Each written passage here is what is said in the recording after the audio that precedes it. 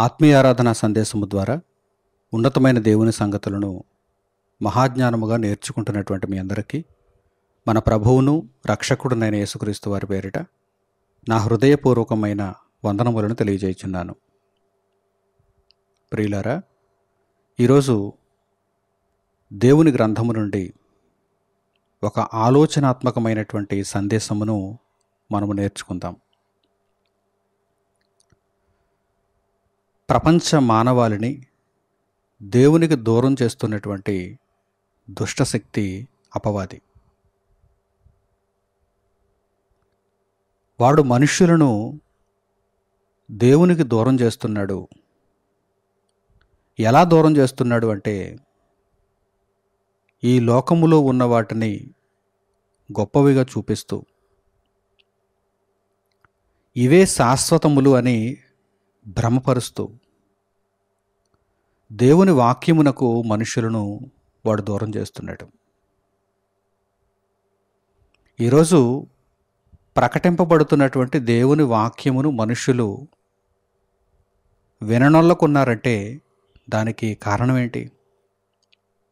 లోకములో వారి కళ్ళ ముందు కనిపిస్తున్నటువంటి అనేకమైనటువంటి వస్తువులు కావచ్చు, లేక అధికారాలు కావచ్చు, ఇవన్నీ అడ్డుపడుతున్నాయి.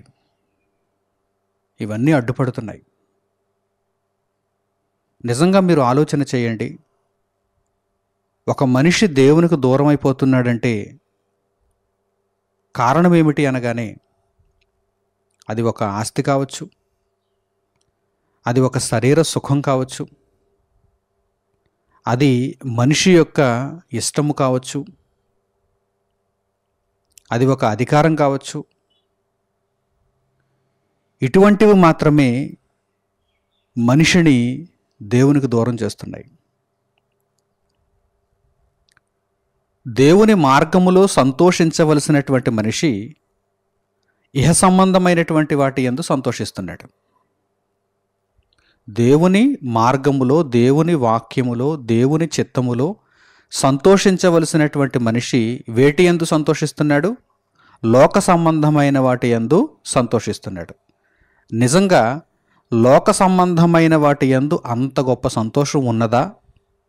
ఒక్కసారి మీరు ఆలోచన చేయండి.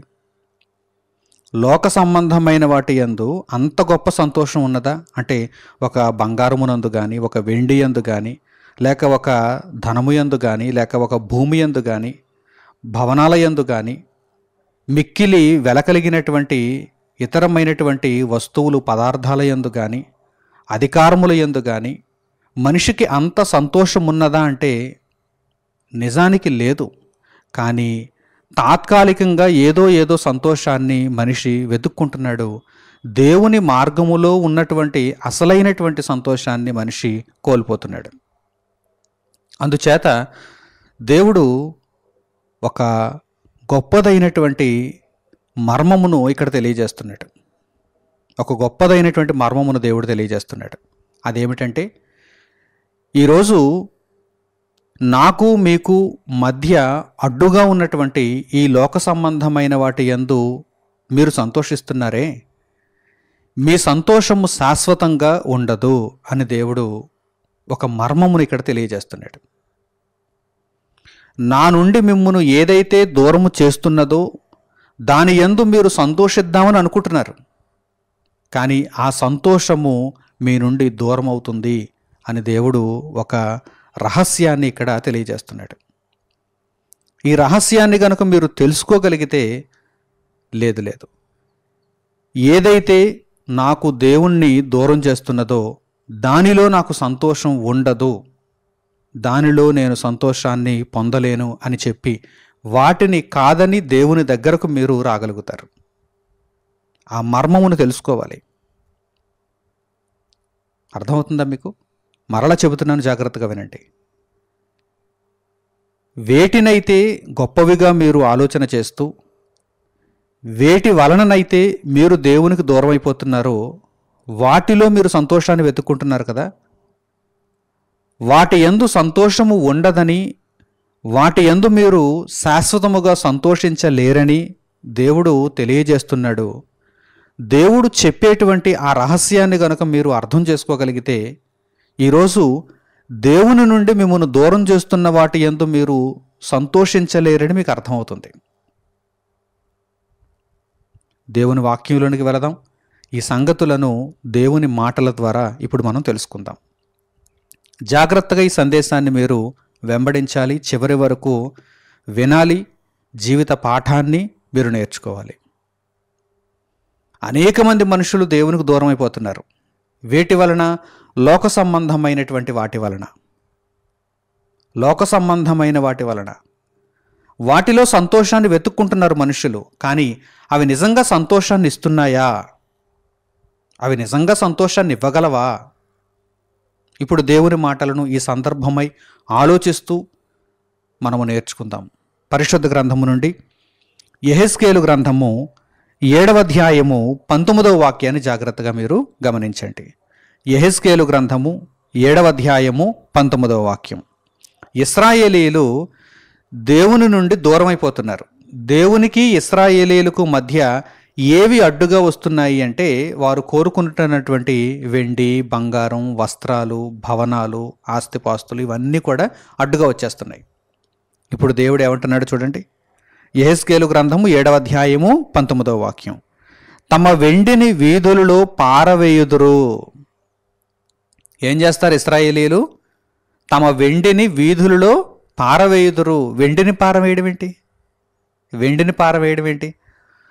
మన ఇంటిలో మనం ఊడ్చినటువంటి చెత్తను బయట పారేస్తాం. విరిగిపోయినటువంటి పనికి రానటువంటి వస్తువులను బయట పారేస్తాం. చెత్త సామాను వాడికి ఇచ్చేస్తుంటాం. వెండిని ఎవరైనా పారేస్తారండి? వెండిని ఎవరైనా మూలకు పోగేసి, ఒక చీపురుతో మూలకు పోగేసి చేటలో ఎత్తి బయట డస్ట్బిన్లో వేస్తారండి? వేయరు. కానీ ఇక్కడ దేవుని మాటలు ఎలా ఉన్నాయంటే జాగ్రత్తగా మీరు పరిశీలించండి. అందుచేతనే దీనిని ఒక మర్మము అన్నాను. అందుచేతనే దీనిని ఒక రహస్యము అన్నాను. మనుషులు ఎప్పటికీ ఎరుగనటువంటి మర్మము. మనుషులు తప్పనిసరిగా తెలుసుకోవలసినటువంటి రహస్యము. జాగ్రత్తగా చూడండి. తమ వెండిని వీధులలో పారవేయుదురు, తమ బంగారమును నిషిద్ధమని ఎంచుదురు. యెహోవా ఉగ్రత దినమందు వారి వెండియే గాని బంగారమే గాని వారిని తప్పించజాలదు. అది వారి దోషక్రియలు విడువకుండా అభ్యంతరమాయను గనుక దాని వలన వారు తమ ఆకలి తీర్చుకొనజాలకపోదురు, తమ ఉదరమును పోషించుకొనజాలకపోదురు. ఇశ్రాయేలీయులు వెండిని పారేస్తారు, వీధులలో పారేస్తారు అని దేవుడు చెప్పాడు. అలాగే బంగారమును నిషిద్ధము. బంగారమును ఎవరు నిషిద్ధం అనుకుంటారండి? ప్రస్తుత కాలంలో బంగారమును ఎవరు నిషిద్ధం అనుకుంటారండి? గ్రాముల లెక్కను కొనుక్కుంటారు, అపురూపంగా దానిని దాచుకుంటారు. అప్పుడప్పుడు ఆ ఆభరణాలు ఏవైనా ఉంటే అప్పుడప్పుడు వాటిని ధరించుకొని ఆయా వేడుకలలో మనకు కనిపిస్తూ ఉంటారు. బంగారం అనేది ఒక హోదాకు గుర్తు. అతడు ధనవంతుడు, అతడు మిక్కిలి ఆస్తి కలిగిన వాడు అని చెప్పబడటానికి గుర్తు. ఒక భిక్షమెత్తుకునేవాడు బంగారాన్ని ధరించుకుని మనకు కనిపించడు కదా. ఒక కారులో దిగుతున్నవాడు బంగారాన్ని ధరించుకున్నవాడుగా మనకు కనిపిస్తాడు. ఒక నాయకుడిగా, ఒక రాజకీయ పక్షంగా ఉన్నటువంటి వ్యక్తి బంగారాన్ని ధరించుకున్నవాడుగా కనిపిస్తాడు. ఒక గొప్ప వ్యాపారి బంగారాన్ని ధరించుకున్నవాడుగా కనిపిస్తాడు. బంగారము నిషిద్ధమని దేవుడు ఇక్కడ తెలియజేస్తున్నాడంటే, ఇశ్రాయేలీయులు బంగారమును నిషిద్ధమని ఎంచుకుంటారు. ఎప్పుడు ఇవన్నీ జరుగుతాయి? ఎప్పుడు ఇవన్నీ జరుగుతాయి? యెహోవా ఉగ్రత దినమందు. ఈ రహస్యాన్ని మీరు తెలుసుకోవాలి. ప్రస్తుతానికైతే వెండిని చాలా జాగ్రత్తగా కాపాడుకుంటున్నారు. ప్రస్తుతానికైతే బంగారమును చాలా జాగ్రత్తగా కాపాడుకుంటున్నారు. ప్రస్తుతానికైతే ధనాన్ని, ఆస్తిపాస్తులను, భూములను, అధికారాలను చాలా జాగ్రత్తగా కాపాడుకుంటున్నారు. ప్రాణాలకు తెగించి మరీ కాపాడుకుంటున్నారు. అయితే ఇదంతా శాశ్వతం కాదు. యెహోవా ఉగ్రత దినము అనేది ఒకటి రాబోవుచున్నది అని దేవుడు తెలియజేశాడు. యెహోవా ఉగ్రత దినం అంటే దేవుడు కోపపడే దినము. ఉగ్రత అంటే కోపం, మహారౌద్రం. దేవుడు కోపపడే దినం. ఎందుకు దేవుడు కోపపడుతున్నాడు? ఆ రహస్యాన్ని జాగ్రత్తగా మీరు గమనించండి. ఎందుకు దేవుడు కోపపడుతున్నాడు? ఇదిగో ఈ వెండే కదా మీకు నాకు అడ్డుగా వచ్చింది అని దేవుడు అంటున్నాడు. ఈ బంగారమే కదా మీకు నాకు అడ్డుగా వచ్చింది అని దేవుడు అంటున్నాడు. ఈ ఆస్తే కదా మీకు నాకు అడ్డుగా వచ్చింది అని దేవుడు అంటున్నాడు. ఏదైతే ఈరోజు నీకు దేవుణ్ణి దూరం చేస్తున్నదో అదేమవుతుంది చివరికి? మీరు బయట దానిని పారవేస్తారు, దానిని నిషిద్ధమని మీరు ఎంచుతారు. కేవలం ఇక్కడ వెండిని గూర్చి బంగారాన్ని గూర్చి ఒక ఉదాహరణగా చెప్పాడు దేవుడు. ఈరోజు అనేకమైనవి మన జీవితాలలో ఉంటాయి, మనలను దేవునికి దూరం చేస్తున్నవి. ఇవి ప్రాముఖ్యమైనటువంటి ఉదాహరణలు కనుక దేవుడు వీటిని పొందుపరిచాడు. ఎక్కువ మందికి ఇవే ఉంటాయి. ఆస్తిపాస్తులు, వీటన్నిటిని సంపాదించుకునేటువంటి యావలో దేవుణ్ణి దూరం చేసుకోవటం, దేవుని భక్తి అంటే ఇవన్నీ నాకు ఎలా దొరుకుతాయి అని చెప్పి చాలామంది వీటి మూలంగానే దేవునికి దూరం అయిపోతుంటారు. గనుక దేవుడు ఈ ఉదాహరణల్ని ఇక్కడ తీసుకున్నాడు. అయితే ఇవే కాదు, ఇవి మాత్రమే కాదు. కొంతమందికి నిజంగానే వెండి అన్నా బంగారం అన్నా అంతగా ఇష్టం లేకపోవచ్చు, కానీ వారికి అధికారం అంటే బాగా ఇష్టమై ఉండొచ్చు, వారికి ధనాన్ని పోగేసుకోవడం అంటే బాగా ఇష్టమై ఉండొచ్చు, వారికి భూములను పోగేసుకోవడం అంటే బాగా ఇష్టమై ఉండొచ్చు, వారికి భవంతులను ఎక్కువగా నిర్మించుకోవడం అంటే బాగా ఇష్టమై ఉండొచ్చు. ఆలోచించండి. ఇలా నిన్ను దేవునికి దూరం చేస్తున్నది ఏదైనా సరే భవిష్యత్తులో అది ఏమవబోవుచున్నది అంటే నిషిద్ధముగా ఎంచబడబోవుచున్నది. నీ చేతనే, నీవే దానిని నిషిద్ధమని ఎంచేస్తావు. దీని వలన నాకు సంతోషము లేదు అని నీవే చెప్పేస్తావు. దేనివలన? ఒకప్పుడు ఏదైతే నీ నుండి దేవుణ్ణి దూరం చేసిందో అదే. దాని వలన ఇప్పుడు నాకు సంతోషం లేదు అని నీవు చెప్పబోయేటువంటి రోజులు రాబోతున్నాయి. దాని వలన ఇప్పుడు నాకు సంతోషము లేదు అని నీవు చెప్పబోయేటువంటి రోజులు రాబోతున్నాయి అంటున్నాడు దేవుడు. చూడండి, ఇశ్రాయేలీయులు ఏం చేస్తారో చూడండి. యెహోవా ఉగ్రత దినమందు ఏం చేస్తారో చూడండి. తమ వెండిని వీధులలో పారవేయుదురు, తమ బంగారమును నిషిద్ధమని ఎంచుదురు. తమ బంగారం, తాము సంపాదించుకున్న తమ వెండి, తమ బంగారం. నీకు అర్థమవుతుందా? తమది, తమ స్వంతది. దేనినైతే వారు కోరుకుంటూ దేవుని ధర్మశాస్త్రాన్ని దూరం చేసుకున్నారు, దేవుని ప్రేమను వారు దూరం చేసుకున్నారు, దేవుని ప్రణాళికను పాటించకుండా పోయారు, ఇదిగో దానిని, తమ స్వంతమైన దానిని వారు వీధులలో పారేస్తున్నారు. ఒకప్పుడు విలువైనది అని అపురూపంగా దాచుకున్న వీరే దానినే ఇప్పుడు వీధులలో పారేస్తున్నారు. బంగారమును, తమ బంగారమును నిషిద్ధమని ఎంచుదురు. యెహోవా ఉగ్రత దినమందు వారి వెండియే గాని బంగారమే గాని వారిని తప్పించజాలదు. యెహోవా ఉగ్రత దినమందు ఇదిగో నీవిప్పటి వరకు ఎంతో అపురూపంగా దాచుకుంటున్నటువంటి వెండి నిన్ను తప్పిస్తుందా? నిన్ను కాపాడుతుందా? నిశ్చేష్టమ ఎలా ఉంటుందంటే, నీవిప్పుడు ప్రాకులాడుతున్నావే, ఇదిగో అది కావాలి, ఇది కావాలి, అది కావాలి, ఇది కావాలి అని నీవు ప్రాకులాడుతున్నావే, దేవుణ్ణి దూరం చేసుకుంటున్నావే. మరి ఒకానొక రోజు దేవుని ఉగ్రత దినముగా నీ ముందు ఉండబోతుంది. ఆ రోజున, ఈ రోజు నీవు ప్రాకులాడుతూ సంపాదించుకుంటున్నవి, కోరుకుంటున్నవి నిన్ను రక్షించవు. యెహోవా ఉగ్రత దినమందు వారి వెండియే గాని బంగారమే గాని వారిని తప్పించజాలదు. అది వారి దోషక్రియలు విడువకుండా అభ్యంతరమాయను. ఏది అభ్యంతరం అయిపోయిందంటే, ఇదిగో ఈరోజు నీవు కోరుకుంటున్నది, దేనినైతే గొప్పది అని నీవు అనుకుంటున్నావో, దేవుని కంటే దేనినైతే నీవు గొప్పది అని భావిస్తున్నావో అదే ఈరోజు దేవునిని నీకు దూరం చేస్తున్నది కదా. అదే కదా అభ్యంతరం. చూడండి, అది వారి దోషక్రియలు విడవకుండా అభ్యంతరమాయను. ఈరోజు ఒక వెండి నీ దోషక్రియలను నీవు మానకుండా అభ్యంతరంగా ఉందా? దానిని సంపాదించుకుంటూ దోషక్రియలను నీవు కొనసాగిస్తున్నావా? ఒక బంగారం నీ దోషక్రియలను నీవు విడవకుండా అభ్యంతరంగా ఉందా? దీనిని పోగేసుకోవటానికి దోషక్రియలను నీవు కొనసాగించుకుంటున్నావా? అయితే ఈరోజు నీవు సంపాదించుకుంటున్నటువంటి ఇవన్నీ కూడా ఒకానొక రోజున నిన్ను దేవుని యొక్క ఉగ్రత నుండి తప్పించజాలవు. వాటికంత సామర్థ్యం లేదు. మరి ఎందుకు మోసపోతున్నావు? ఓ నా ప్రియ సహోదరుడా, సహోదరి, ఎందుకు మోసపోతున్నావు?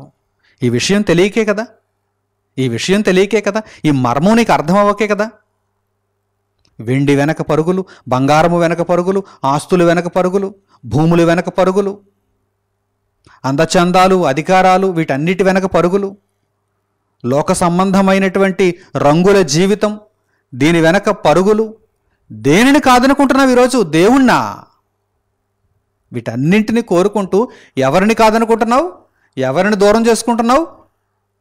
పరలోకమందున్న దేవుణ్ణి, యేసుక్రీస్తు ప్రభువులో ఉన్న రక్షణను నీవు దూరం చేసుకుంటున్నావు. కనుక దీనికి తగిన శాస్తి జరుగుతుంది అంటున్నాడు దేవుడు. ఇదే దేవుడు చెప్పాలనుకుంటున్నటువంటి మర్మం. ఈ మనుషుల ప్రవర్తనకు తగిన బుద్ధిని నేను చెబుతాను భవిష్యత్తులో అంటున్నాడు దేవుడు. యెహోవా ఉగ్రత దినమందు మీ వెండి మిమ్మును రక్షించదు, మీ బంగారం మిమ్మును రక్షించదు, మీరు సంపాదించుకుంటున్నటువంటి ఆస్తిపాస్తులు మిమ్మును రక్షించు, కాపాడవు. రక్షించే సామర్థ్యం వాటి దగ్గర లేదు. ఇదిగో మీ దోషక్రియలు విడవకుండా అవే అభ్యంతరాలుగా ఉన్నాయి గనుక దాని వలన వారు తమ ఆకలి తీర్చుకొనజాలకపోదురు. ఇప్పుడు నీవు సంపాదించుకుంటున్న వాటి వలన భవిష్యత్తులో నీ ఆకలి తీరదు, తమ ఉదరమును పోషించుకొనజాలకపోదురు. ఇది దేవుడు చెబుతున్నటువంటి ఒక గొప్ప రహస్యం, ప్రపంచానికి మరుగై ఉన్నటువంటి మర్మం. ఈ విషయం ప్రపంచానికి మరుగుగా ఉండిపోయింది కనుకనే, మర్మముగా ఉండిపోయింది కనుకనే నేటికి కూడా దేవుని వైపు మనుషులు తిరగలేకపోతున్నారు. ఇదిగో లోక సంబంధమైన వాటి వెనకే పరుగులు తీస్తున్నారు, ఆయాసపడుతున్నారు, ప్రయాసపడుతున్నారు, పరుగులు తీస్తున్నారు. నాకు ధనం కావాలనొకడు, నాకు బంగారం కావాలనొకడు, నాకు భూములు కావాలనొకడు, నాకు అధికారం కావాలనొకడు. తమ ఇష్టాన్ని తాము నెరవేర్చుకోవటానికి ఇదిగో లోక సంబంధమైన వాటి వెనక పరుగులు తీస్తున్నారు మనుషులు. వీటిలో ఏది కూడా భవిష్యత్తులో ఇదిగో దేవుని ఉగ్రత దినమందు నిన్ను కాపాడదు. గుర్తుంచుకో. ఏది కూడా భవిష్యత్తులో దేవుడు కోపపడే ఆ దినమందు, దేవుడు శిక్ష విధించే ఆ దినమందు నిన్ను కాపాడదు.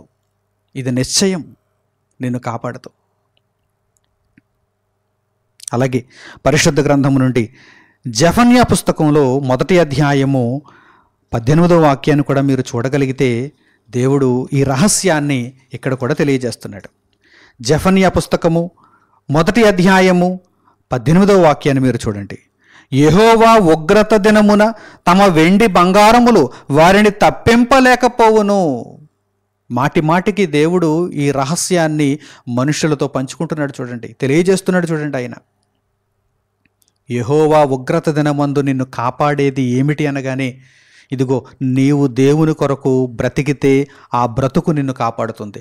నీవు దేవుని కార్యములను జరిగిస్తే ఆ సత్కార్యములు నిన్ను కాపాడతాయి.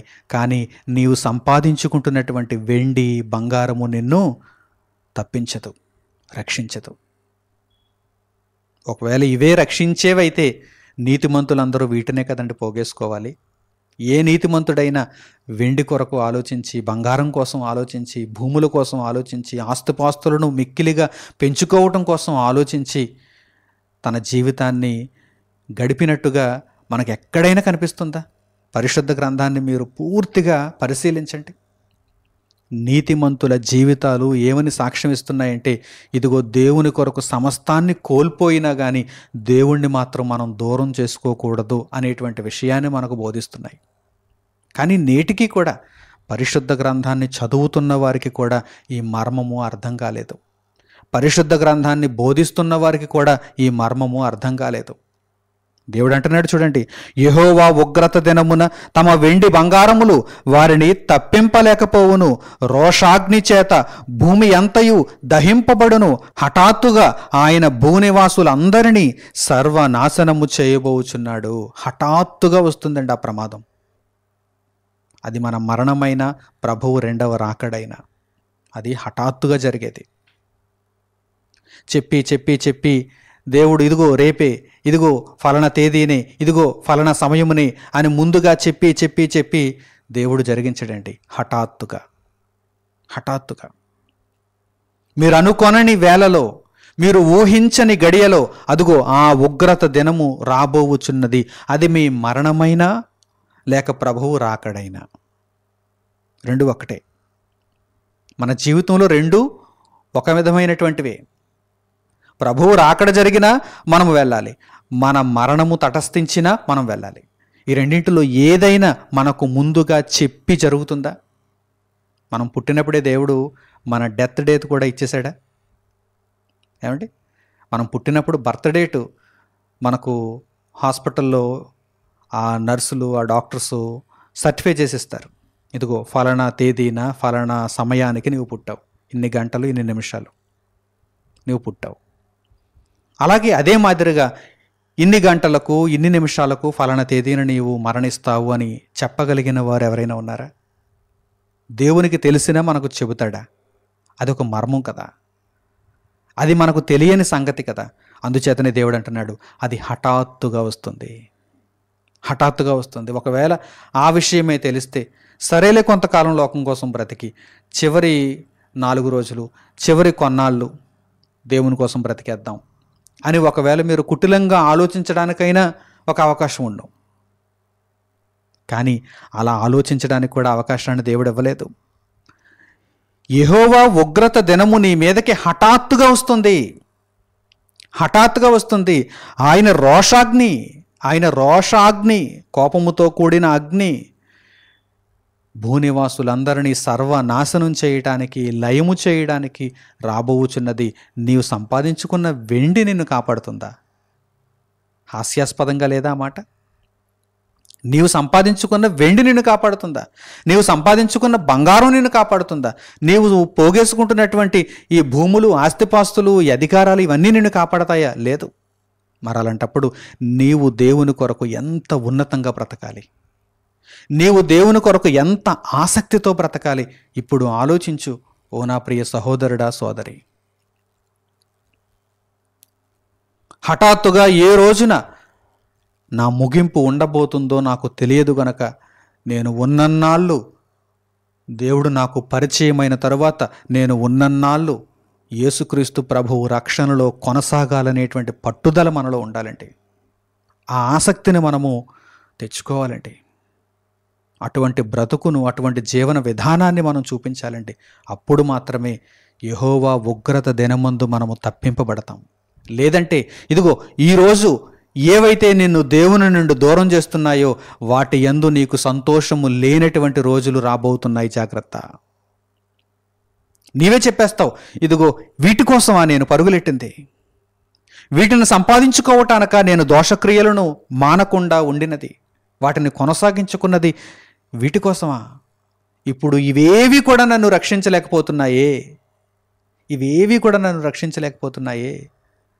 మరణించినటువంటి ఒక వ్యక్తి విగత జీవిగా పడిపోయినప్పుడు అతని చేతికున్నటువంటి బంగారాన్ని ఒలిచేస్తారండి, అతని మెడలో ఉన్నటువంటి బంగారాన్ని తీసేస్తారండి. ఎందుకని? ఆ బంగారము అతనిని రక్షించజాలదు, ఆ వెండి అతనిని రక్షించజాలదు.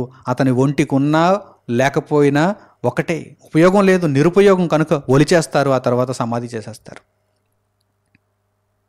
మీకు అర్థమవుతుందా? కనుక దేనిని కూడా మీ నుండి దేవుణ్ణి దూరం చేయనివ్వకండి. అంత అవకాశాన్ని మీరు ఇవ్వకండి. ఒక డబ్బుకు మీరు అంత అవకాశాన్ని ఇచ్చేస్తున్నారా? ఒక వెండికి, ఒక బంగారానికి, ఒక అధికారానికి, ఒక అందానికి, లేకపోతే లోక సంబంధమైనటువంటి ఇంకా ఏదైనా భోగ భాగ్యములకు ఆ అవకాశాన్ని మీరు ఇచ్చేస్తున్నారా? ఇవి ఉంటే చాలు, దేవుడు నాకెందుకు అని మీరు అనుకుంటున్నారా? ఇవేవి కూడా మీకు భవిష్యత్తులో సంతోషాన్ని ఇవ్వవు. దేవుని ఉగ్రత దినమందు ఇవేవి కూడా నిన్ను కాపాడవు. నీవే చెప్పేస్తావు, వీటి యందు నాకు సంతోషము లేదు అని నీవే చెప్పేస్తావు. ప్రసంగి గ్రంథము 12వ అధ్యాయము 1వ వాక్యమును మీరు చూడగలిగితే అక్కడ ఇదే విషయాన్ని గ్రంథకర్త తెలియజేస్తున్నాడు. దుర్దినములు వచ్చాయి అంటే నీవు మార్పు నొందడానికి అవకాశం ఉండదు. కనుక ఇప్పుడే మార్పు నొందు అని ఇక్కడ గ్రంథకర్త సూచిస్తున్నాడు.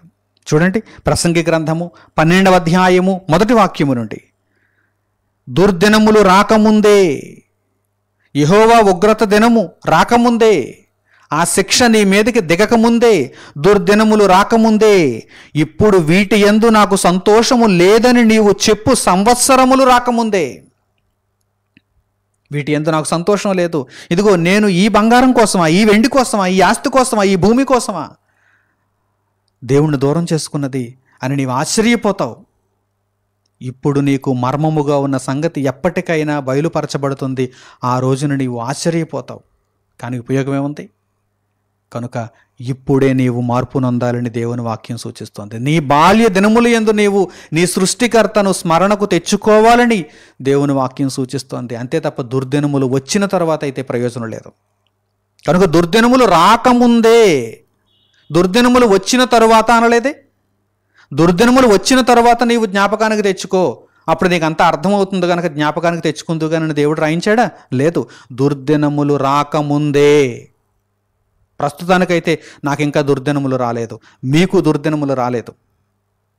దేవుని వాక్యాన్ని విని గ్రహించగలిగినటువంటి కాలంలో ఉన్నాం ఆయన మహాకృపను బట్టి. ఆయుష్నిచ్చాడు, ఆరోగ్యాన్ని ఇచ్చాడు, దేవుని మాటలను వినేటువంటి సహాయాన్ని దయచేశాడు, వాటిని గ్రహించగలిగినటువంటి మనస్సునిచ్చాడు. కనుక ఇప్పుడే మనము దేవుణ్ణి వెంబడించాలి. దుర్దినములు రాకముందే, ఇప్పుడు వీటి యందు నాకు సంతోషము లేదని నీవు చెప్పు సంవత్సరములు రాకముందే, తేజస్సునకును సూర్య చంద్ర నక్షత్రములకును చీకటి కమ్మకముందే, నీ బాల్య దినములందే నీ సృష్టికర్తను స్మరణకు తెచ్చుకొనుము. నీ బాల్య దినముల యందే నీ సృష్టికర్తను నీవు స్మరణకు తెచ్చుకొనుము. అంటే ఈ భూమి మీద నీవు బ్రతుకుచున్నప్పుడే, దేవుని మాటలు నీ చెవిన పడినప్పుడే, దేవుని గురించిన జ్ఞానము నీకు అర్థమైనప్పుడే వెంటనే నీవు మార్పు నొందాలి. నీ సృష్టికర్తను నీవు స్మరణకు తెచ్చుకోవాలి. నీ ఆలోచనలలో దేవుడు నిండిపోవాలి. దేవుని పని కొరకు నీవు ఆరాటపడాలి. దేవుని చిత్తమును పరిపూర్ణము చేసుకునేటందుకు నీవు ప్రతిరోజు ఆలోచన చేయాలి, ఆసక్తితో ఉండాలి, క్రీస్తు మార్గములో నీవు కొనసాగాలి. లేదంటే ఒకానొక రోజు రాబోతుంది, అది నీ పాలిట దుర్దినం, అది యెహోవా ఉగ్రత దినం. ఇశ్రాయేలీయుల విషయంలో ఏం జరిగిందో దేవుడు ముందుగా దృష్టాంతాలను మన కొరకు వ్రాయించాడు కదా. వారు తమ వెండిని వీధులలో పారేశారు. వారు తాము సంపాదించుకున్నటువంటి బంగారమును నిషిద్ధము అని ఎంచారు. ఎందుకంటే ఈరోజు ఈ వెండి నాకు అక్కరకు రాలేదు, ఎందుకంటే ఈ బంగారము ఈరోజు నన్ను కాపాడలేకపోతోంది, నా ప్రాణాన్ని రక్షించలేకపోతోంది అని వారు అరిచారు, రోదనముతో ఉన్నారు, ప్రలాపించారు. కానీ వారు రక్షింపబడలేకపోయారు. ఆ ఉదంతాన్ని ఒక దృష్టాంతముగా మన కళ్ళ ముందు ఉంచాడు దేవుడు. మరి మనం బుద్ధి తెచ్చుకోవద్దా? కనుక వెంటనే మార్పు నొందాలి, దేవుని వైపు తిరగాలి. ఈరోజు ఏదైతే నన్ను దేవునికి దూరం చేస్తున్నదో దీని యందు నాకు సంతోషము ఉండబోదు. తాత్కాలికంగా సంతోషాన్ని నేను పొందుతున్నానేమో, కానీ భవిష్యత్తులో ఇది నాకు సంతోషాన్ని ఇవ్వదు. భవిష్యత్తులో దీనిని చూచి నేను ప్రలాపిస్తాను, నీవా నన్ను దేవుని నుండి దూరం చేసింది అని ఆశ్చర్యపోతాను. కనుక ఇప్పుడే నేను దీనిని తొలగించుకోవాలి, ఇప్పుడే దీనిని నేను ప్రక్కన పెట్టాలి, నా దేవుణ్ణి నేను హత్తుకోవాలి, నా దేవుని కొరకు నేను బ్రతకాలి అని ఒక మంచి నిర్ణయాన్ని మనం తీసుకోవాలి. అప్పుడు మన జీవితం బాగుపడుతుంది. లేదంటే అంధకారంలోనే కొనసాగుతుంది, మరణమునకు చేరువవుతుంది, నిత్యాగ్నికి మన జీవితము వెళ్ళిపోతుంది. కనుక అటువంటి పరిస్థితులు రాకుండా ఉండాలంటే వెంటనే మనము మార్పు నొందిన వారమై పరివర్తనతో దేవుని సన్నిధికి రాగలిగితే, దేవుని కొరకు బ్రతకాలని మంచి నిర్ణయాలు తీసుకోగలిగితే రక్షణలోనికి ప్రవేశిస్తాం. అలా మనలను ఆహ్వానించటానికే ఇదిగో దేవుడి మాటలను రాయించాడు. సామెతల గ్రంథంలో వ్రాయబడినటువంటి మరొక అద్భుతమైనటువంటి వాక్య భాగాన్ని మీరు చూడండి. ఉగ్రత దినమందు నీ ఆస్తి నిన్ను కాపాడదు అని అక్కడ దేవుడు రాయించినటువంటి ఆ వాక్య భాగాన్ని కూడా మీరు చూడండి. సామెతల గ్రంథము 11వ అధ్యాయము 4వ వాక్యం. సామెతల గ్రంథము 11వ అధ్యాయము 4వ వాక్యం. ఉగ్రత దినమందు ఆస్తి అక్కరకు రాదు, నీతి మరణము నుండి రక్షించును. చూసారా? ఉగ్రత దినమందు, ఎవరి ఉగ్రత? దేవుని ఉగ్రత. ఎవరి ఉగ్రత? దేవుని ఉగ్రతది, మహోన్నతుని ఉగ్రతది. ఈరోజు దేవుని మాటలు నిన్ను బ్రతిమిలాడుతున్నట్టుగా కనిపించవచ్చు. ఈరోజు దేవుని మాటలు నీకు స్వల్ప స్థాయిలో ఉన్నట్టుగా కనిపించవచ్చు. దేవుడేమీ నిన్ను దండించి చెప్పటం లేదు కదా. దేవుడేమీ నిన్ను ఈ లోక సంబంధమైనటువంటి అధికారాల మాదిరిగా ఒక అధికారంతో నిన్ను భయపెట్టి తన మాటలను చెప్పటం లేదు కదా. అందుచేత దేవుని మాటలు ఈ రోజున ప్రస్తుతానికి నీకు స్వల్పమైనవిగా, వింటే వింటాను లేకపోతే లేదు, నా ఇష్టం కదా, నిర్ణయం నాది కదా అని అనుకోవచ్చు. కానీ ఒకానొక రోజున దేవుని ఉగ్రత బయలుపరచబడబోతోంది. ఆ ఉగ్రతను తట్టుకోలేరండి, ఎవ్వరు తట్టుకోలేరు. ఏమంటే పెళ్ళున ఒక మేఘము గర్జించిందంటేనే తట్టుకోలేరండి. పెళ్ళున ఒక మేఘము గర్జించిందంటే తట్టుకోగలరా? గుండె జారిపోతుంది, భయపడిపోతారు, గుండె వేగంగా కొట్టుకుంటుంది. ఏమిటి శబ్దం అంటారు. ఒక మేఘమది, ఒక మేఘము యొక్క గర్జనది. దానికే మీరు అంతగా భయపడుతున్నారే. పరలోకమందున్న దేవుని యొక్క గర్జన, ఆయన ఉగ్రత దినమందు వెలువడిందంటే అసలు మీరు తాళగలరా? దానికి తాళగలరా? ఆలోచనలలోనికి తెచ్చుకుంటేనే ఒళ్ళు గగురు పొడుస్తుంది. పరలోకమందున్న దేవుని మహాగర్జన అంటే, ఉగ్రత దినమందు ఆయన చూపించేటువంటి రోషాగ్ని అంటే ఎంత భయంకరంగా ఉంటుందనుకుంటున్నారు? దానిని ఎవ్వరూ కూడా తాళలేరు. అందుచేత ఇక్కడ వ్రాయబడిన ఈ మాటలను మీరు చూడండి. ఉగ్రత దినమందు, దేవుడు ఉగ్రతను చూపించే ఆ దినమందు నీ ఆస్తి నీకు అక్కరకు రాదు బిడ్డా. ఉగ్రత దినమందు నీ ఆస్తి అక్కరకు రాదు. మరి నిన్ను రక్షించేదేంటో తెలుసా? నీతి. చూడండి, వ్రాయబడిన మాటలు చూడండి. నీతి మరణము నుండి రక్షించును. అక్కడ నువ్వు మాట్లాడగలగాలి అంటే ఇప్పుడు నీవు దేవుని కోసం బ్రతకగలగాలి. అక్కడ నీవు మాట్లాడగలగాలి అంటే ఆ దేవుని ఉగ్రతను నీవు చూస్తూ, దేవా నన్ను కరుణించు, నా నీతిని జ్ఞాపకం చేసుకో తండ్రి అని ఆ మాట నీవు పలకగలగాలి అంటే ఇప్పుడు నీవు యేసుక్రీస్తు ప్రభువు మార్గములో నీతిని అనుసరించి జీవించాలి. లేదంటే అసలు నీవు అక్కడ మాట్లాడగలవా? నీ గత చరిత్రను నీవు జ్ఞాపకం చేసుకుంటే, నీ ఇష్టాన్ని నీవు నెరవేర్చుకున్నటువంటి కార్యక్రమాలు అన్నీ నీకు జ్ఞాపకానికి వస్తున్నప్పుడు ఏం మాట్లాడతావు? ఇంకా భయపడిపోవడం తప్ప, మరణమునకు వెళ్ళిపోవడం తప్ప.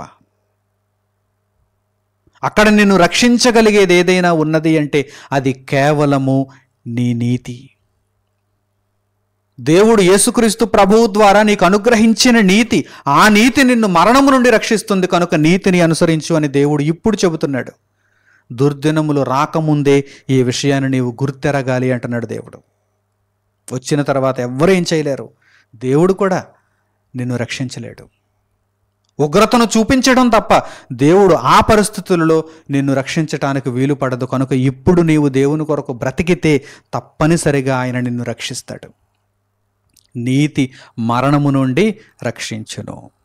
నీతి మరణము నుండి రక్షించును. నా ప్రియులైనటువంటి సహోదరి సహోదరులారా, ఈరోజు మీరు వేటి ఎందో సంతోషిస్తున్నారు అనుకుంటున్నాను నేను. వేటి ఎందో దేవుని యందు సంతోషించకుండా ఈ లోకములో ఏవేవో చిన్న చిన్న సుఖాలను వెతుక్కుంటూ వాటి యందు సంతోషిస్తూ ఉన్నారేమో. అయితే ఒకానొక రోజున దేవుని ఉగ్రత దినమందు ఇదిగో మీరు ఇప్పుడు సంతోషిస్తున్న వాటి యందు సంతోషము ఉండదు. అవి మిమ్మును రక్షింపజాలవు. చదువుకుంటారు, డిగ్రీ పూర్తి చేసుకుంటారు, ఏదో ఒక కంప్యూటర్ కోర్సు నేర్చుకుంటారు. హైదరాబాదు, బెంగళూరు, చెన్నైయో లేకపోతే ఇంకా మిగిలినటువంటి ప్రధానమైనటువంటి పట్టణాలకు ఏదో ఒక దానికి వెళ్ళిపోతారు. అక్కడ జాబ్ చేసుకుంటారు. యువత ఒక్కసారిగా జాబ్ వచ్చిందంటే ఒక 4 అంకెల 5 అంకెల జీతం వచ్చేస్తుంది చేతికి. ఆ జీతం చేతిలో పడగానే ఇక కన్ను మిన్ను కనిపించదు. కన్ను మిన్ను కానదు. అపార్ట్మెంట్లో ఒక ఫ్లాట్ తీసుకుంటారు. సోమవారం నుండి శుక్రవారం వరకు డ్యూటీ. శనివారం ఆదివారం వచ్చిందంటే ఇక ఇష్టానుసారమైనటువంటి పార్టీలు. ఒకప్పుడైతే మద్యపానాన్ని వీరు అపేక్షించేవారు, ఇప్పుడు డ్రగ్స్ వరకు వెళ్ళిపోతున్నారు, మత్తు పదార్థాలను స్వీకరిస్తున్నారు.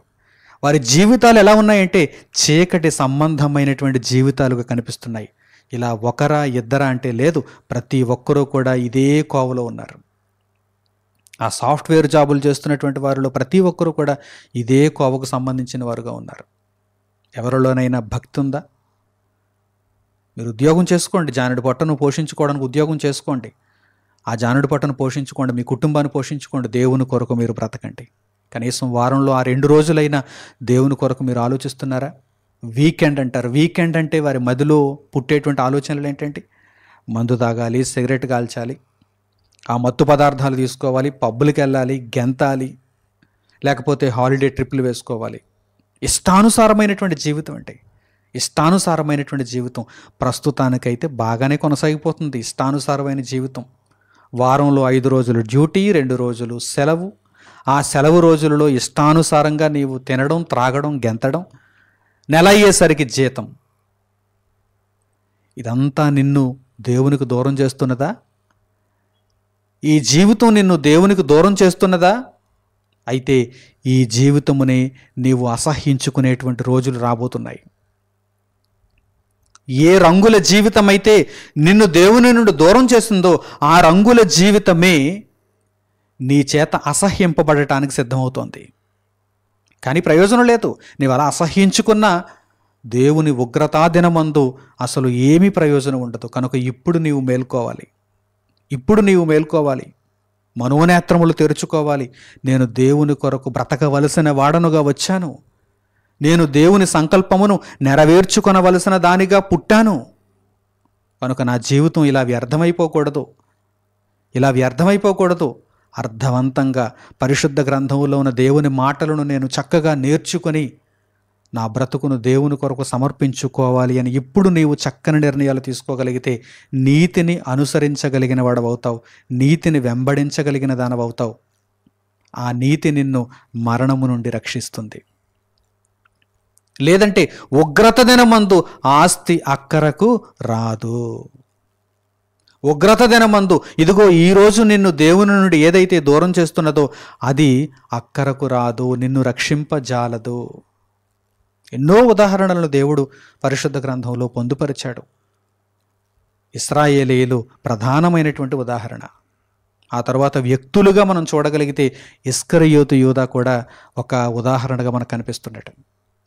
ఇస్కరియోతు యూదా యేసుక్రీస్తు ప్రభువు పాదముల చెంత కూర్చొని పరలోకమందున దేవుని మర్మములను తెలుసుకుంటూ ఒక అపోస్తలునిగా తయారై అనేక మందికి దేవుని జీవవాక్యమును ప్రకటించవలసినటువంటి ఆ ఉద్యోగమును, ఆ బాధ్యతను విస్మరించి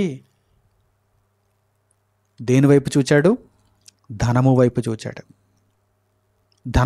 చూచాడు. డబ్బు సంచి తన దగ్గరే ఉంచుకున్నాడు.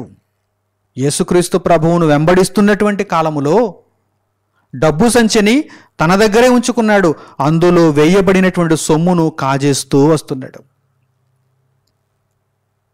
పేతురు దగ్గర డబ్బు సంచి లేదు, యాకోబు దగ్గర డబ్బు సంచి లేదు, అంద్రేయ దగ్గర డబ్బు సంచి లేదు. ఇస్కరియోతు యోధా దగ్గర డబ్బు సంచి పెట్టుకున్నాడు.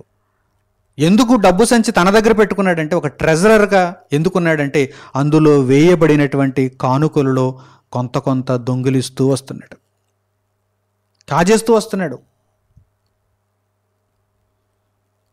ఉన్నతమైనటువంటి ఉద్యోగమును వదిలేసుకుంటున్నాడు, ఉన్నతమైనటువంటి పనిని విస్మరిస్తున్నాడు.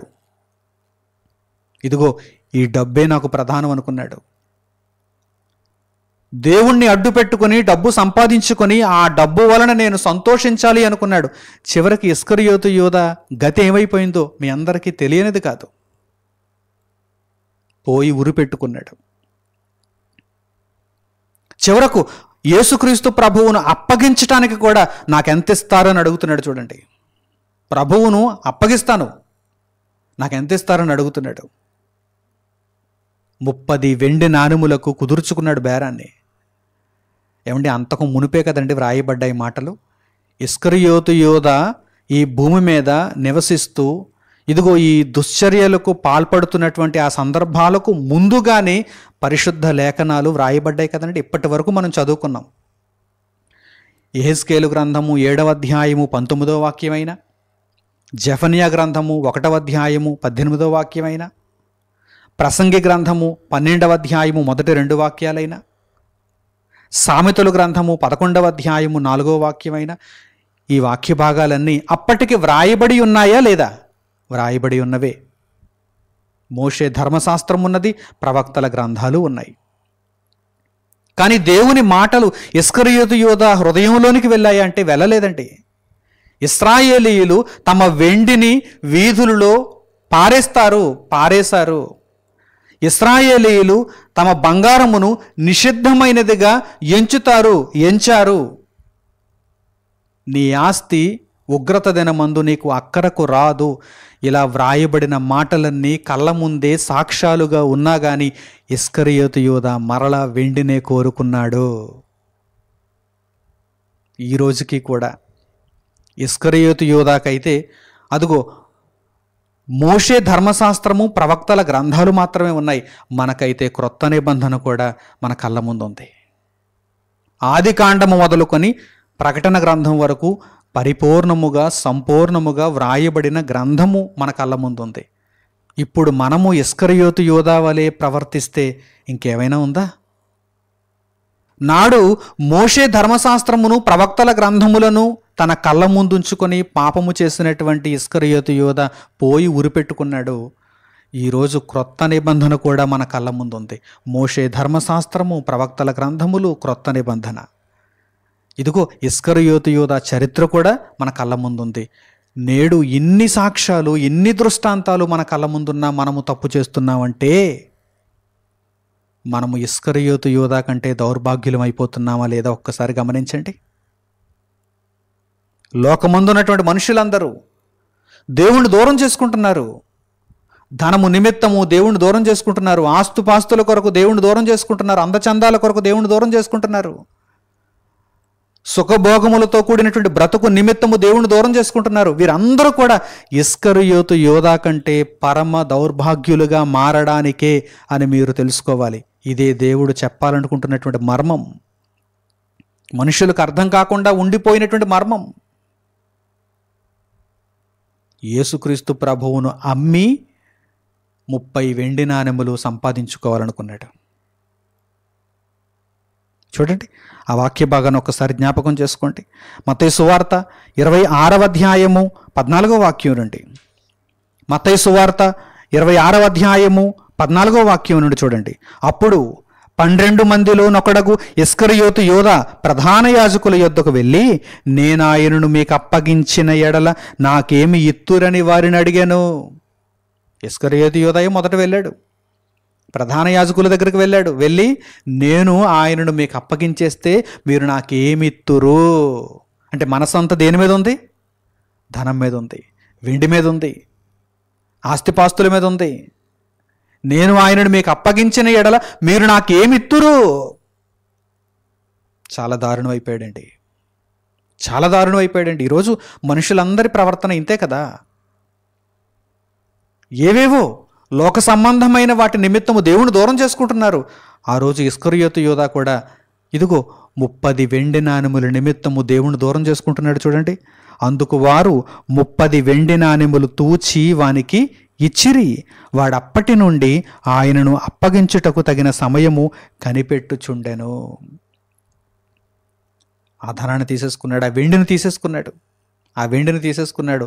అప్పటి నుండి యేసుక్రీస్తు ప్రభువును అప్పగించటానికి తగిన సమయము కోసము కనిపెడుతూ ఉన్నాడు. ఎంత దారుణమో చూడండి, ఎంత దారుణమో. ఇస్కరియోతు యోధాను చూచి దారుణం అని మనం అనుకుంటున్నాం. మరి ఈరోజు మనం చేస్తున్నదేంటి? ఇస్కరియోతు యోధాను చూచి ఎంత దారుణం అని అనుకుంటున్నాం. నిజమే, దారుణమే. కానీ ఈరోజు నీవు కూడా దారుణంగానే బ్రతుకుతున్నావా? అంతకంటే దారుణంగా బ్రతుకుతున్నావు అంటున్నాడు దేవుడు.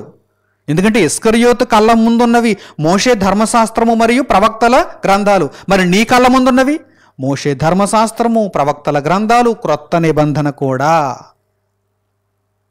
ఈరోజు నీవు కూడా ఇలా ప్రవర్తిస్తున్నావంటే ఇస్కరియోతు యోధా కంటే నీవు దారుణమే అంటున్నాడు దేవుడు. చూడండి చూడండి, మత్తయి సువార్త 27వ అధ్యాయము 1వ వాక్యము నుండి ఏం జరిగిందో చూడండి. సంపాదించుకోవాలనుకున్నాడు వెండిని, మరి తర్వాత ఏం జరిగిందో చూడండి. మత్తయి సువార్త 27వ అధ్యాయము 1వ వాక్యము నుండి, ఉదయమైనప్పుడు ప్రధాన యాజకులను ప్రజల పెద్దలందరూ యేసును చంపింపవలెనని ఆయనకు విరోధముగా ఆలోచన చేసి ఆయనను బంధించి తీసుకుని పోయి అధిపతి అయిన పొంతి పిలాతునకు అప్పగించిరి. అప్పుడు ఆయనను అప్పగించిన యోధా ఆయనకు శిక్ష విధింపబడగా చూచి పశ్చాత్తాపపడి ఆ 30 వెండి నాణెములు ప్రధాన యాజకుల యొద్దకును పెద్దల యొద్దకును మరలా తెచ్చి, నేను నిరపరాధ రక్తమును అప్పగించి పాపము చేసితినని చెప్పెను. యేసుక్రీస్తు ప్రభువును అప్పగించేసి 30 వెండి నాణెములు తీసుకుని వెళ్ళిపోయి సుఖపడదాం అనుకున్నాడు.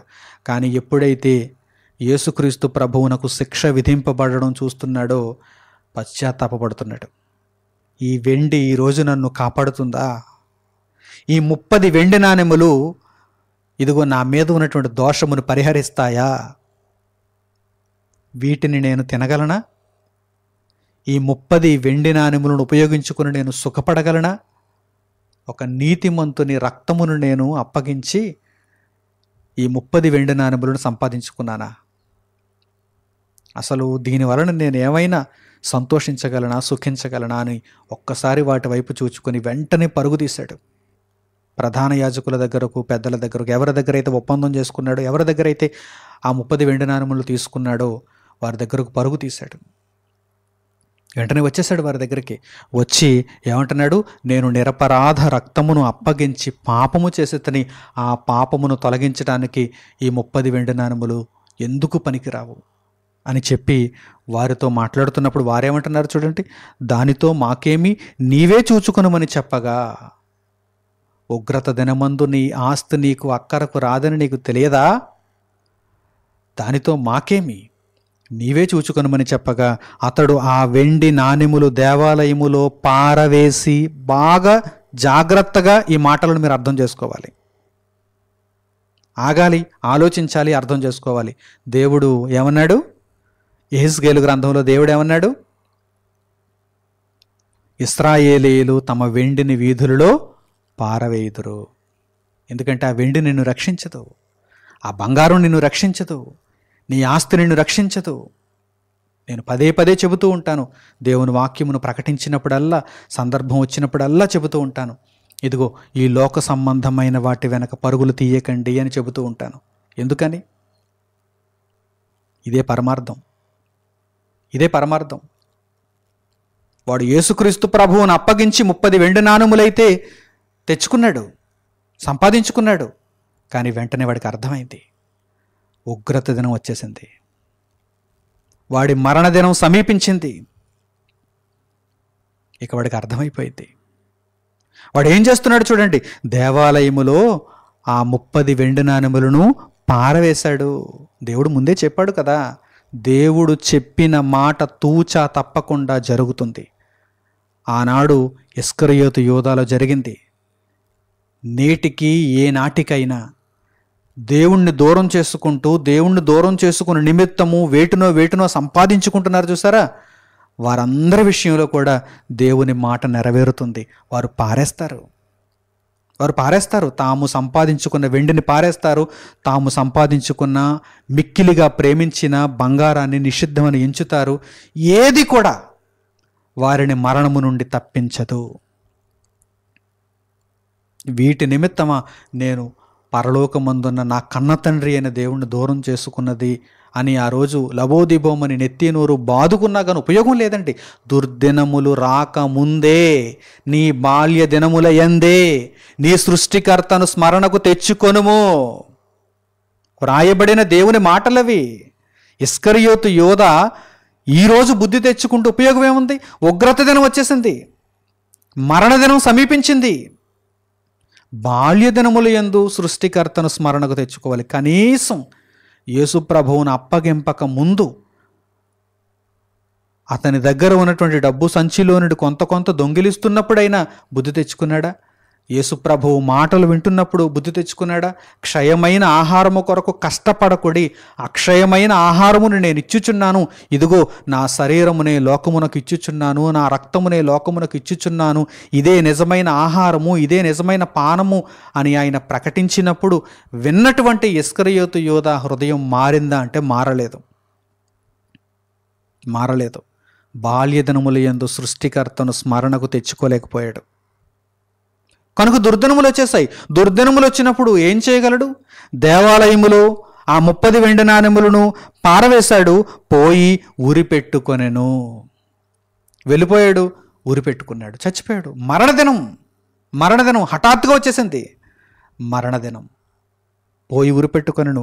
ప్రధాన యాజకులు ఆ వెండి నాణెములు తీసుకొని, ఇవి రక్త క్రయధనము గనుక వీటిని కానుక పెట్టెలో వేయతగదని చెప్పుకొనిరి. ఇవి రక్త క్రయధనం, ప్రభువును అప్పగించాడు వాడు, అందుకు తీసుకున్నాడు ఈ 30 వెండి నాణెములు.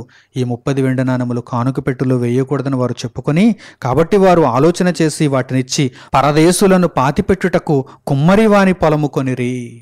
పరదేశులను పాతిపెట్టుటకు ఒక కుమ్మరివాని పొలం కొందామనుకున్నారు, అలా కొన్నారు. అందువలన నేటి వరకు ఆ పొలము రక్తపు పొలమనబడుచున్నది. ఒక భూమిని కొన్నారు, పరదేశులను పాతిపెట్టు నిమిత్తం ఒక భూమిని కొన్నారు. నేటి వరకు కూడా ఆ పొలానికి ఉన్నటువంటి పేరేమిటి?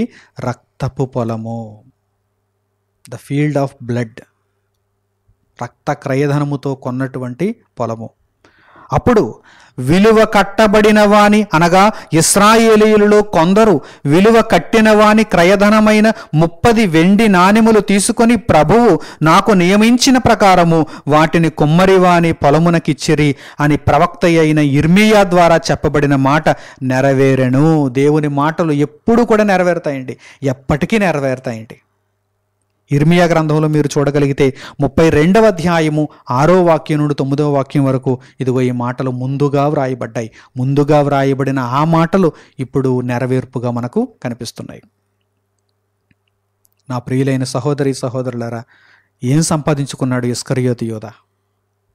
30 వెండి నాణెముల నిమిత్తము యేసుక్రీస్తు ప్రభువును అప్పగించాలనుకున్నాడు. ఆ 30 వెండి నాణెములతో ఏమైనా సుఖించాడా, సంతోషించాడా, కడుపార తిన్నాడా? లేదు. ఇదిగో ఈ రోజుకి కూడా దేవుణ్ణి దూరం చేసుకుంటూ, దేవుని మహాజ్ఞానమును కాలదన్నుకుంటూ, లోక సంబంధమైనది ఏదో సంపాదించుకోవాలని వాటికి అత్యంత మిక్కిలి విలువనిచ్చి బ్రతుకుతున్నారే. ఏంటండి మీలో ఉన్న ధైర్యం? అది మిమ్మల్ని కాపాడుతుంది అనుకుంటున్నారా? భవిష్యత్తుకు అది మిమ్మల్ని కాపాడుతుంది అనుకుంటున్నారా? లేదు.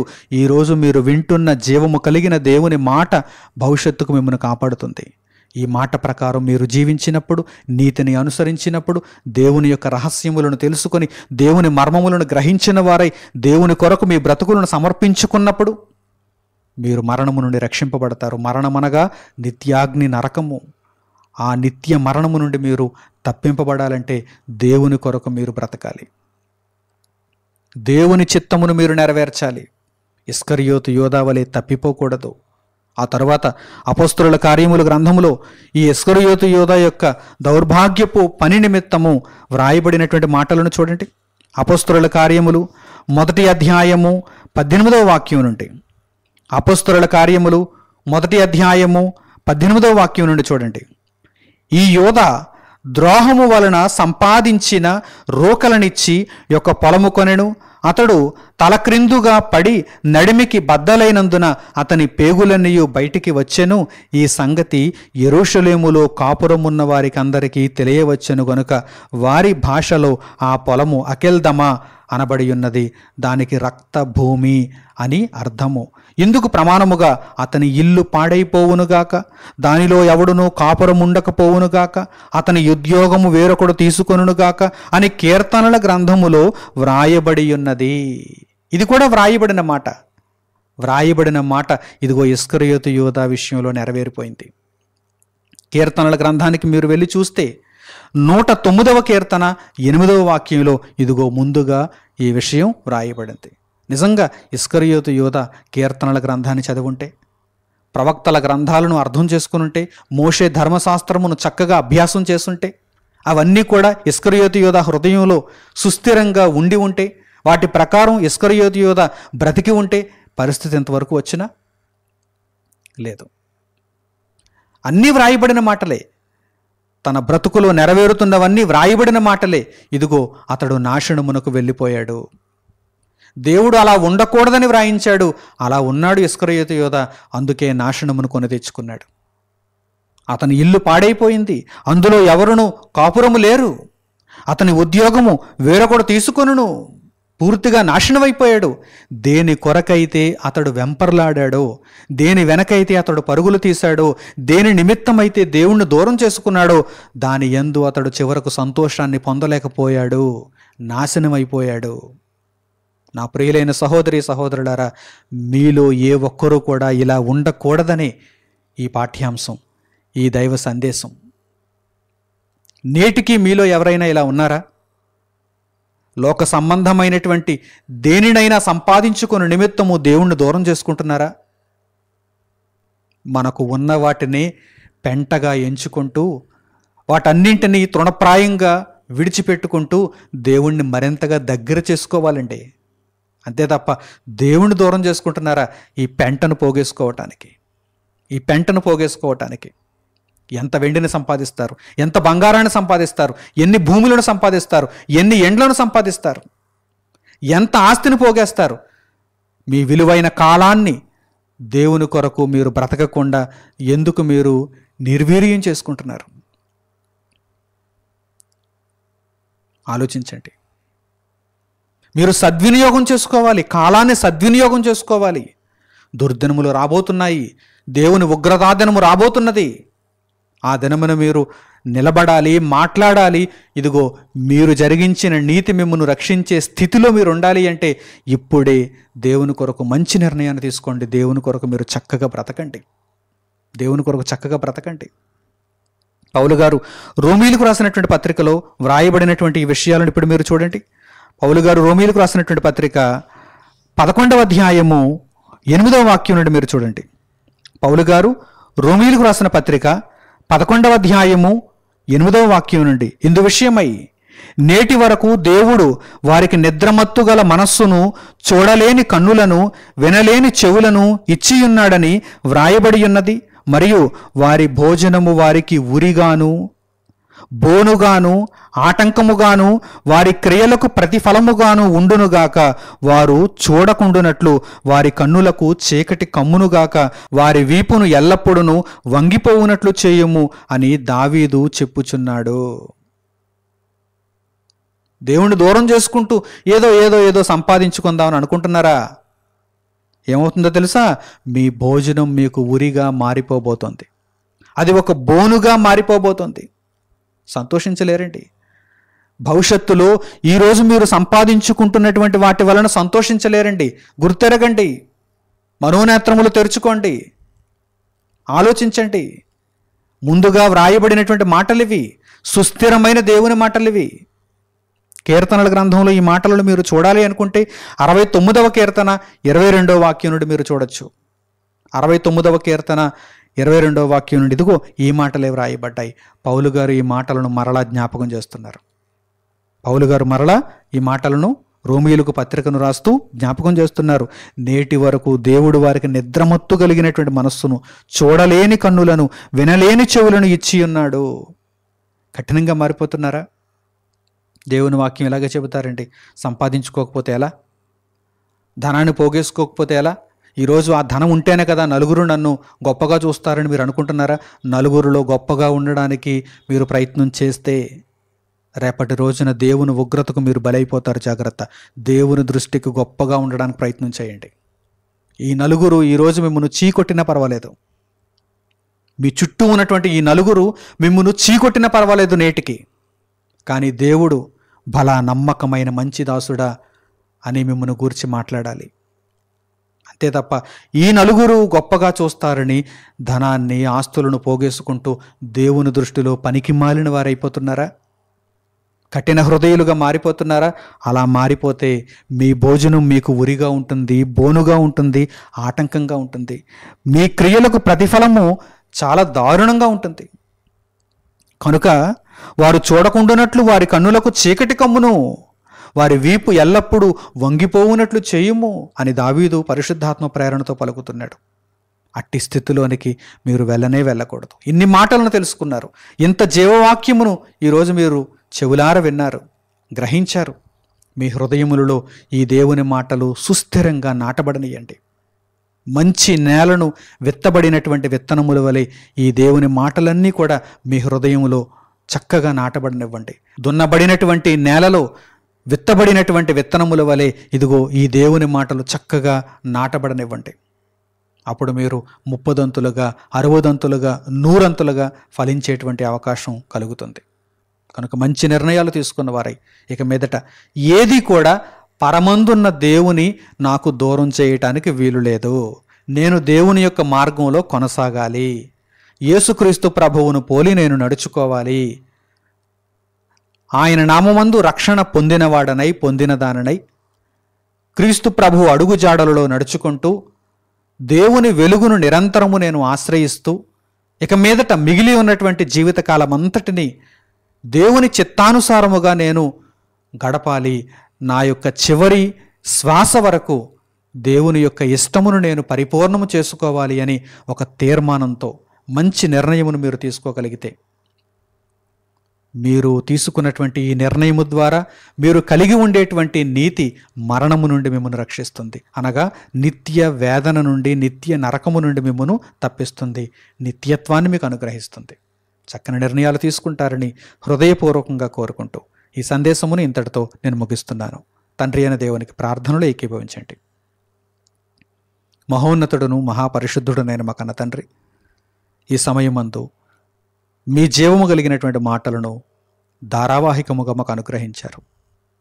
తండ్రి, మీ ప్రేమ చేత మీ మాటలను మాకు దయచేసి మా బ్రతుకులను మార్చాలని మీరు ప్రయత్నం చేస్తున్నారు. తండ్రి, సంపూర్ణముగా మీకు లోబడిన వారమై మీ మాటలకు విధేయతను చూపిస్తూ ఇక ఏమాత్రము లోకమందు ఉన్నటువంటి వాటి వైపు మేము చూడకుండా, దేనిని మీకు మాకు మధ్యలో అడ్డుగా రానివ్వకుండా, మా జీవితకాలమంతయు బహు జాగ్రత్త కలిగిన వారమై కుడికి గాని ఎడమకు గాని తిరిగిపోకుండా మీ చిత్తమును నెరవేర్చుటలో నిదానముగా నిత్యత్వం వైపు చూచుచు ప్రభు మార్గములో కొనసాగే గొప్ప భాగ్యమును మాకు దయచేయండి. తండ్రి, ఇప్పటి వరకు మీ జ్ఞానము నెరుగక, మీ రహస్యములను తెలుసుకొనక, మీ మర్మములను గ్రహించక లోకము వైపు చూచి లోకమే బ్రతుకు అనుకున్నటువంటి మీ బిడ్డలు ఈ మాటలు విన్న తరువాత, మీ జ్ఞానమును గ్రహించిన తర్వాత మార్పు నొందిన వారై ఒక స్థిరమైనటువంటి బలమైనటువంటి నిర్ణయమును తీసుకున్న వారై వారి బ్రతుకులను మీకు అంకితం చేసుకోగలుగుటకు వారికి సహాయమును దయచేయండి. ఇస్కరియోతు యోధా వలె ఎప్పటికీ ఉండకుండా యేసుక్రీస్తు ప్రభువును మేము వెంబడించు వారమై అనేక మంది నీతిమంతుల సమూహములో మేము కూడా నిలబడగలుగులాగున తండ్రి మా బ్రతుకులను మీ చిత్తములో నడిపించుకొనగలుగుటకు తండ్రి మీ సహాయమును మాకు అనుగ్రహించమని మిమ్మల్ని కోరుకుంటూ మా ప్రార్థన మనవులను మా ప్రభువును మా రక్షకుడునైన యేసుక్రీస్తు వారి పేరిట మిమ్మల్ని వేడుకొనుచున్నాము తండ్రి. ఆమేన్. అందరికీ వందనములు. సెలవు.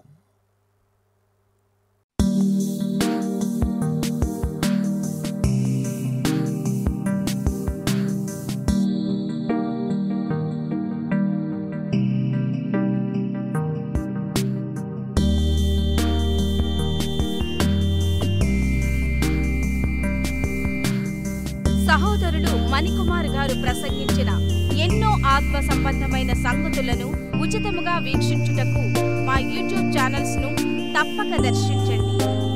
మా సమాచారమును ఎప్పటికప్పుడు తెలుసుకుని ఆత్మీయాభివృద్ధి నొందవలనంటే మా యూట్యూబ్ ఛానల్స్ ను సబ్స్క్రైబ్ చేసుకోండి.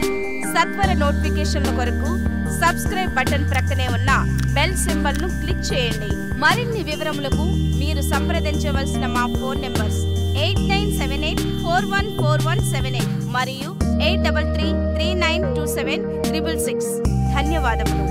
ఈ కార్యక్రమమును అనేక మందికి పరిచయం చేయగలరని ఆశిస్తున్నాము. ప్రభువైన యేసుక్రీస్తు పేరిట మీకు శుభములు.